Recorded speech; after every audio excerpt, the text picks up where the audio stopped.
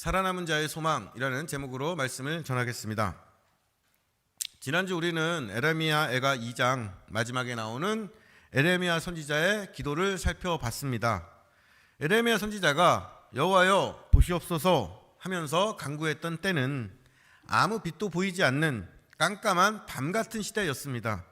에레미야 선지자는 엄마가 자기 아이를 잡아먹고 제사장과 선지자가 성전에서 죽임을 당하고 어린이와 노인이 길바닥에 쓰러져 있고 처녀 총각이 칼에 맞아 죽고 마지막 희망인 아이들이 적에게 몰살당하는 그러한 참혹한 비극 한가운데 있습니다. 이렇게 차마 눈뜨고 볼 수 없는 아픈 현실에서도 에레미야 선지자는 이 모든 것을 회복시키실 분은 오직 하나님뿐이라는 믿음을 포기하지 않습니다. 그래서 여호와여 보시옵소서 하면서 그 자신이 하나님의 눈이 되어서 이 세상에서 일어나는 그 비극들을 하나님께 전달하는 거죠. 이렇게 에레미야 2장이 끝나고 에레미야 3장이 시작됩니다. 2장에서 이 에레미야는 유대 왕국에서 벌어진 그 참상을 하나님께 전달하는 입장이라면 3장에서의 에레미야는 그 자기 자신이 비극과 절망의 당사자가 된 상황입니다. 3장 1절에서 에레미야 선지자는 나는 분노한 여호와께 매를 맞고 고난을 당한 사람이다, 이렇게 자기를 소개하죠. 여호와의 진노가 이 세상에 내려서 남녀노소가 마치 도살당하듯이 죽어가는 그 현실에서 에레미야 선지자는 살아남았어요.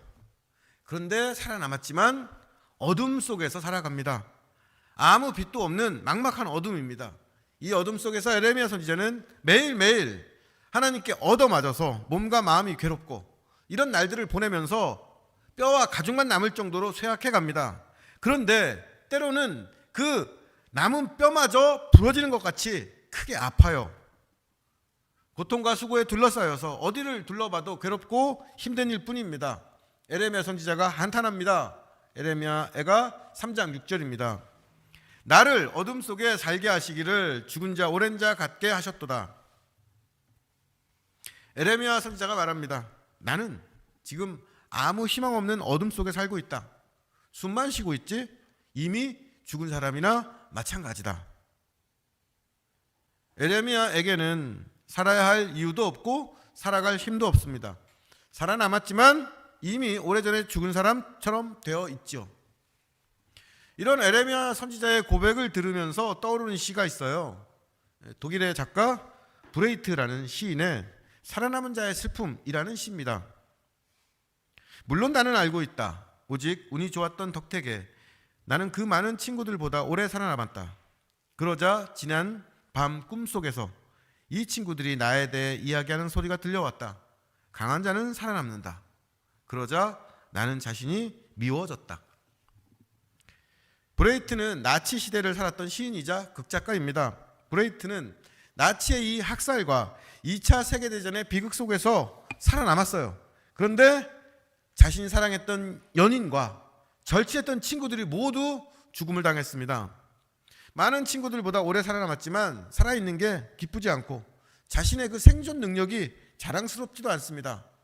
살아남았지만 오히려 죽지 않은 자기를 미워해야 하는 부끄러운 삶을 살아야 하는 거죠. 에레미야와 브레이트는 살아남은 자의 슬픔을 안고 살아가는 사람들입니다. 이 상황에서 에레미야는 하나님께 의지하려고 애쓰지만 하나님은 예전에 에레미야가 알던 그 하나님이 아니에요. 에레미야 애가 3장 7절에서 13절입니다.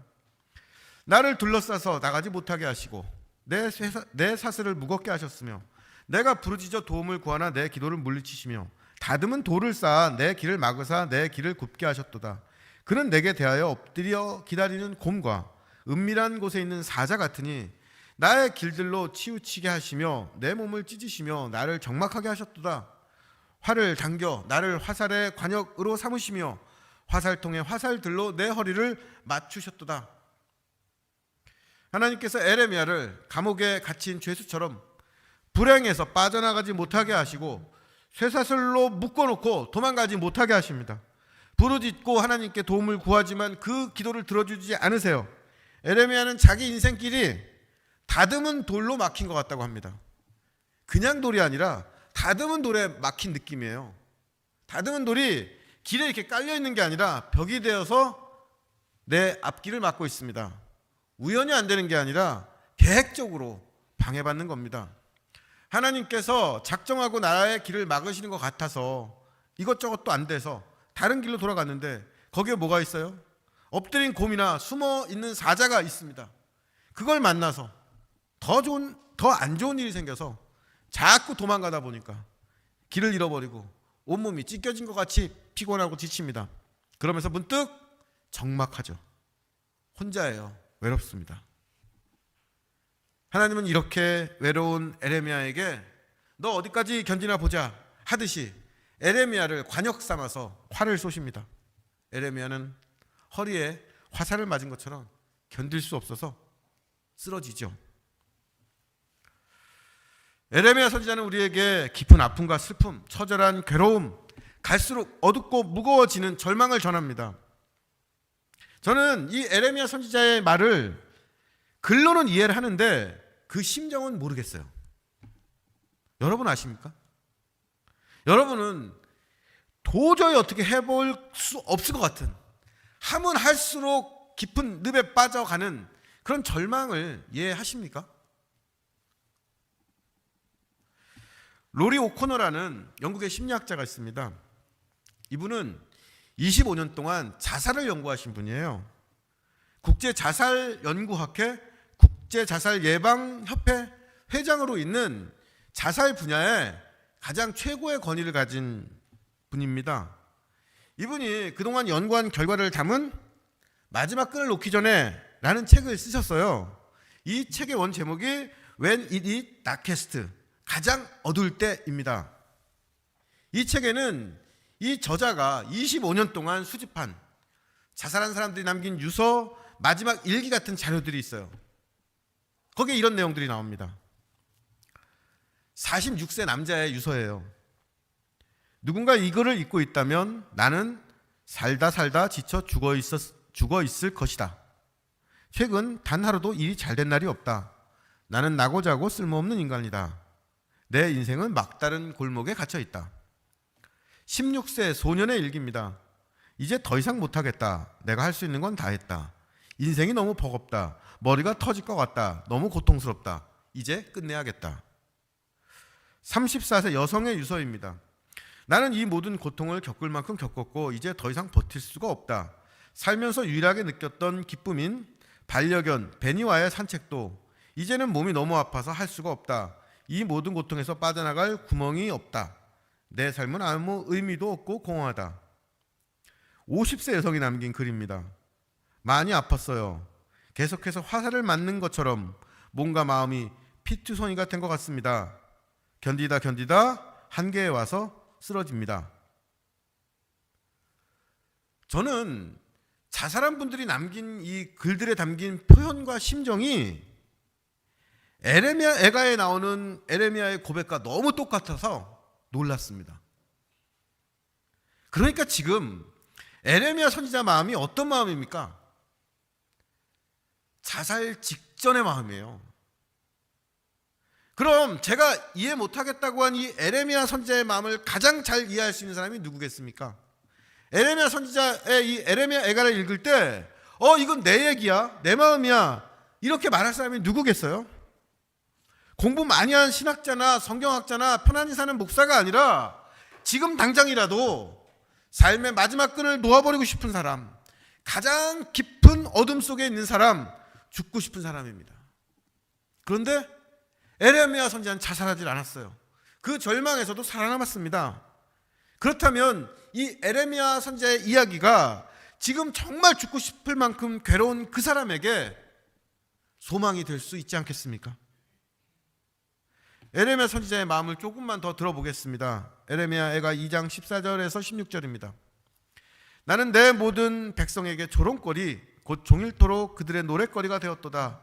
나를 쓴 것들로 배불리시고 쑥으로 취하게 하셨으며 조약돌로 내 이들을 꺾으시고 재로 나를 덮으셨도다. 에레미야를 한편으로 더 괴롭게 하는 건 에레미야를 향한 조롱, 놀림입니다. 아마도 여호와 하나님이 우리를 보고 계신다. 세상을 바로잡을 것이다.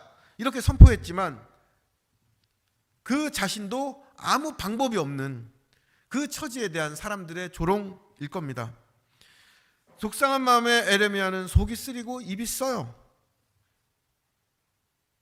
밥을 먹다가 돌이나 이물질이 씹히면 불쾌하잖아요. 그런데 에레미야는 마치 조약돌을 빵으로 먹은 사람 같습니다. 이빨이 부러진 것 같아요. 죄를 뒤집어 쓴 것처럼 허무합니다. 에레미야는 몸이 아프고 기도가 안 되고 길이 막히고 입은 쓰고 마음은 쓰라리고 사람들의 조롱거리가 되고 괴롭고 허무합니다. 그런데 이런 상황에서 에레미야는 삶을 끝내지 않습니다.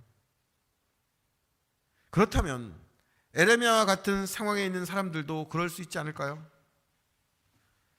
우리가 에레미야처럼 절망한 그 당사자가 아니고 에레미야의 마음을 온전히 이해할 수 없어도 에레미야를 통해서 절망해서 죽고 싶은 어떤 사람을 살릴 수 있는 그 지혜를 얻을 수 있을 것 같습니다.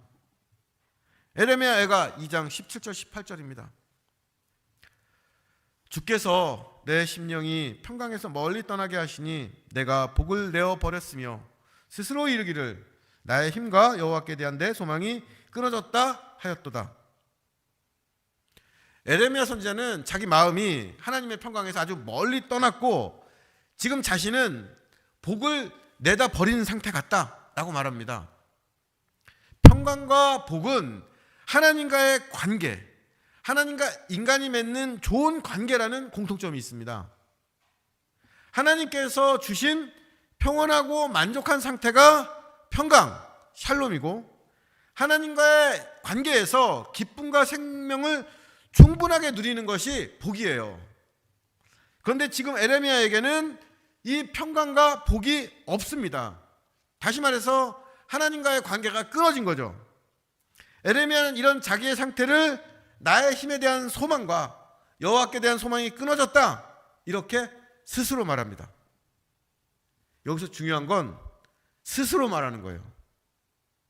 고통과 아픔 속에 있는 절망하는 그 사람한테 넌 이렇게 잘못했어. 이렇게 해야 돼. 더 열심히 뭘 해야 돼.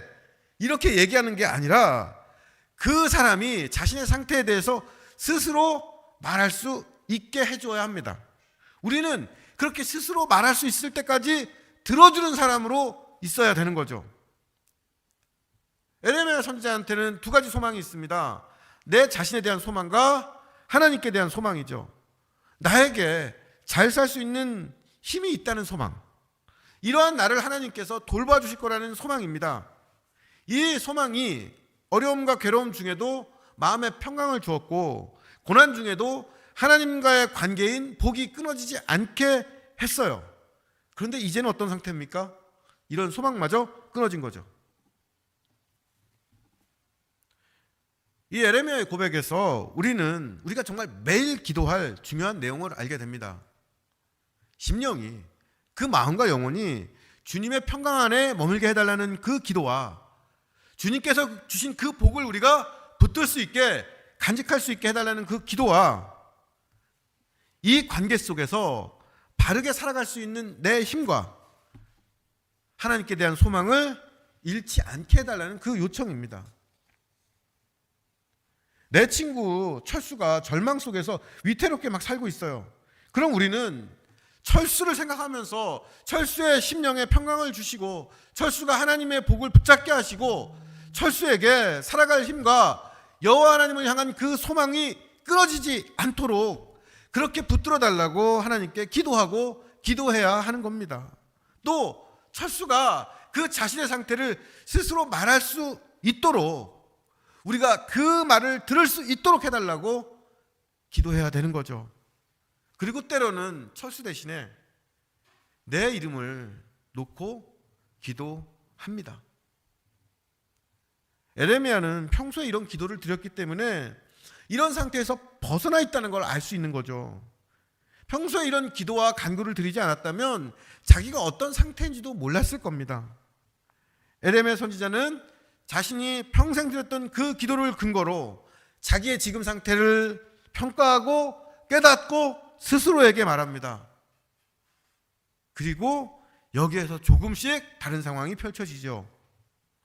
에레미야서 2장 19절에서 22절입니다. 내 고초와 재난 곧 쑥과 담즙을 기억하소서.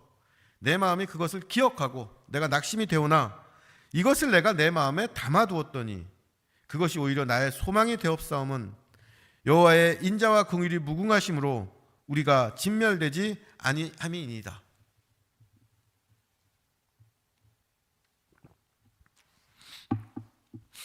에레미야 선지자는 하나님께 자기가 겪은 그 고초와 재난들, 쑥과 쓸개지처럼 그 쓰디쓴 일들을 기억해달라고 기도하면서 자신도 그것을 마음에 담겠다, 기억하겠다고 합니다. 고초와 재난은 기억하면 입맛이 쓰고 속이 쓰려서 마음에 낙심이 되는 나쁜 일들이에요. 그런데 그렇게 기억하기 싫은 그 일을 기억하고 마음에 담아두겠다, 저장하겠다고 합니다. 이게 어떤 뜻일까요? 30대 중반에 남편을 사고로 잃은 어떤 여자분의 이야기예요. 신문기자였던 남편은 아주 다정한 성품을 가진 분이어서 부부 사이가 아주 좋았고 아이도 2명이 있었습니다. 어느 봄에 남편이 취재차 일본을 갔어요. 남편은 출장 가고 아이들은 유치원에 가서 아주 한가롭게 된 봄날 꽃집에 가서 꽃을 구경하고 그날따라 유난히 더 예쁘고 향이 좋은 후리지아를 한아름 사서 계산대로 가는데 휴대폰으로 전화가 왔습니다. 일본에서 온 전화였어요. 남편이 현지에서 교통사고로 돌아가셨다는 소식이었습니다. 하늘이 무너지는 것 같았죠.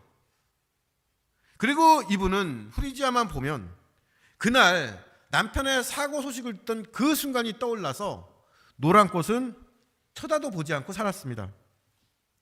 그리고 몇 년 뒤에 젊은 분이 혼자 된 걸 안타까워하는 지인의 소개로 재혼 상대를 만났어요. 이분과 호감을 갖고 교제하던 중에 어느 날 이 남자분이 프로포즈를 했습니다. 남자분이 등 뒤에서 꽃을 꺼내면서 나와 결혼합시다 하는데 그 꽃이 후리지아였대요. 후리지아의 향과 노란색이 확 들어오는데 이 여자분이 자기도 모르게 비명을 질렀답니다. 남편 사망 소식을 듣던 그때가 떠올랐기 때문이죠. 여자분이 비명을 지르는 걸 본 이 남자분은 당황했고 아직은 때가 아닌 걸 알고 프로포즈를 취소했습니다. 이 사건을 계기로 이 여자분이 깊이 고민한 거예요. 지금 내 상태가 어떤 상태인가? 다시 돌아보고 앞으로 어떻게 살 것인지 고민했습니다. 그리고 내가 사랑했던 그 남편이 죽었다는 그 사실과 기억은 절대 없어지고 잊을 수 없다는 걸 깨달았습니다. 그래서 잊을 수 없다면 기억하자, 피하지 말자 이렇게 결심해서 그날 꽃집에 가서 후리지아를 잔뜩 사와서 집안 곳곳에 꽂아놨대요. 그리고 그 꽃을 보면서 또 꽃이 시드는 걸 보면서 또 새 꽃을 사다 놓고 옛일을 떠올리고 견디면서 조금씩 쓰라린 과거에서 벗어났다고 합니다. 그리고 프로포즈했던 분과 결혼해서 잘 사십니다. 4월은 제주도의 4.3 사건과 세월호 사건이 일어난 달이라서 동백꽃과 노란 리본을 자주 볼 수 있습니다. 4.3 사건을 상징하는 그 동백꽃은요, 빨간 동백꽃이 툭 떨어지는 것처럼 피 흘리면서 죽어간 희생자들을 상징하는 것입니다. 노란 리본은요, 우리가 너무 잘 알죠. 아이들이 살아 돌아오길 바랬던 그 안타까운 마음을 기억하는 상징이죠. 동백꽃과 노란 리본은 비극입니다. 그런데 그 비극적인 사건을 기억하고 마음에 간직하겠다는 다짐을 하는 거죠. 왜냐하면 잊어버리는 건 결코 답이 아니기 때문입니다. 오히려 괴롭고 낙심했던 그 과거를 기억하고 마음에 담아두는 것에서 새로운 소망이 생깁니다. 지금 에레미야 선지자도 똑같은 말을 하고 있어요. 낙심되는 그 고초와 재난을 기억하고 마음에 담아뒀더니 어느 땐가 이것이 오히려 소망이 되었다는 말입니다.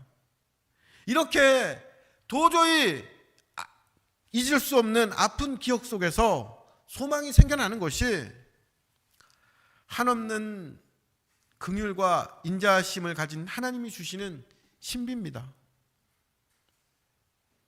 신비라고 말씀드리는 건 어떻게 이런 일이 생기는지 저도 잘 모르겠다는 뜻이에요.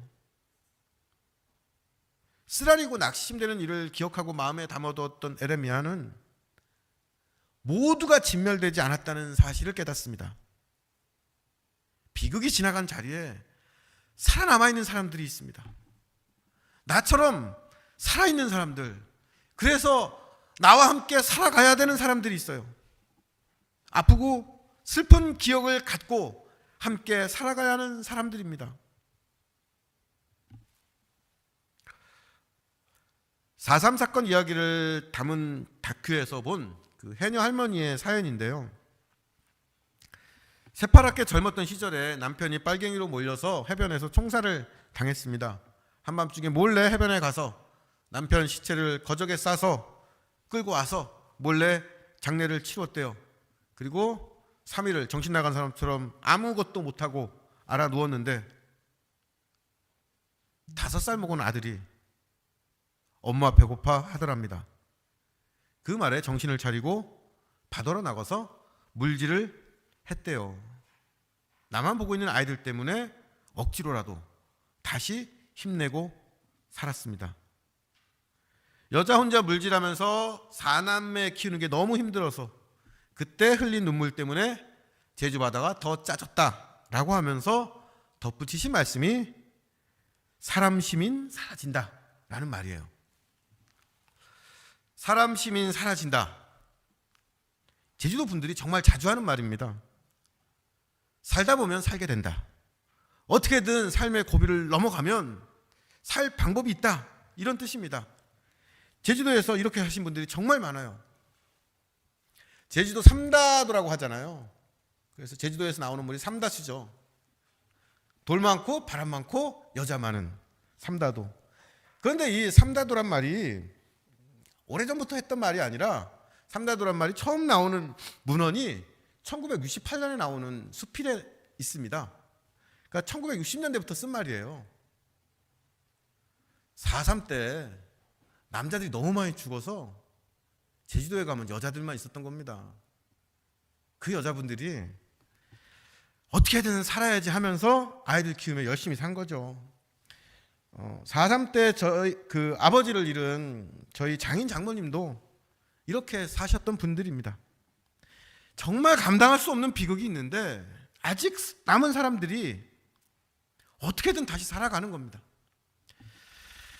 에레미야가 3장 23절 26절입니다. 이것들이 아침마다 새로우니 주의 성실하심이 크시도다. 내 심령에 이르기를 여호와는 나의 기업이시니 그러므로 내가 그를 바라리라 하도다. 기다리는 자들에게나 구하는 영혼들에게 여호와는 선하시도다. 사람이 여호와의 구원을 바라고 잠잠히 기다림이 좋도다. 우리가 지금 사는 이때가 에레미야가 살았던 그 시대만큼 비극적인 시대가 아니고, 나는 에레미야처럼 절망적이지 않을지 몰라도 내 곁에는, 우리 곁에는 늘 삶의 소망을 잃고 위태롭게 살아가는 이들이 있습니다. 이들과 함께 삶의 고통과 슬픔을 나누고 기억하고 기도하고 소망이 생겨날 때까지 기다려주는 것이 교회와 성도의 일이죠. 이렇게 기억하고 기도하고 기다리는 일은 아침마다 해야 되는 일입니다. 매일매일 해야 하는 일이죠. 이렇게 아침마다 기억하고 기도하고 기다리는 사람이 있어서 하나님의 성실하심이 이 땅에 전해집니다. 대한민국의 하루에 평균 36명, 1년에 13,000명이 스스로 목숨을 끊습니다. 또 살아갈 소망을 잃어버린 우울증 환자가 100만 명이 넘는데 전문가들은 통계에 잡히지 않은 환자가 2~3배쯤 될 거라고 하죠. 이런 시대를 살아가는 우리에게 성경은 훌륭한 하나님의 종이면서 강한 의지를 가졌던 이 에레미야 선지자도 살아남은 자의 슬픔을 가진 사람이었고 죽고 싶을 만큼 괴로운 시간을 보냈다고 증언합니다. 생각해보면 겟세마네 동산에서 예수님도 내 마음이 너무 고민돼서 죽게 되었다면서 제자들에게 같이 있어달라고 부탁하셨어요. 죽고 싶은 마음이 드는 건 의지가 약해서도 신앙이 없어서도 아닙니다. 그래서 정죄할 죄가 아니에요. 오히려 이것은 다시 정말 잘 살아보고 싶다는 아우성 같은 겁니다. 하지만 우리는 우리 자신이 삶의 소망을 잃고 괴로울 때, 또 그런 사람을 만났을 때 무슨 말을 해야 할지 몰라서 안타깝죠. 그럴 때 에레미야 3장을 기억하시고 이 말씀을 함께 읽고 기도하십시오. 그러면 분명히 하나님께서 우리가 만들어낼 수 없는 소망을 주실 겁니다. 왜냐하면 에레미야가 3장은 가장 어두운 날에 소망을 찾은 이야기이기 때문입니다. 하나님께서는 살아가는 괴로움과 살아남은 사람의 슬픔을 아시고 이 살아남은 자들에게 살아갈 소망을 주십니다. 하나님의 구원을 바라면서 함께 기다리는 교회와 성도 되기를 기도합니다. 하나님께서 우리 주사랑교회와 성도를 살아남은 사람들과 함께 살아가게 하시고 이 세상에 살아갈 힘과 위로와 소망을 전하는 도구로 사용하여 주시길, 그래서 단 한 명이라도 살려내는 교회가 될 수 있기를 간절히 바라고 축복합니다. 말씀 기억하시면서 기도하겠습니다.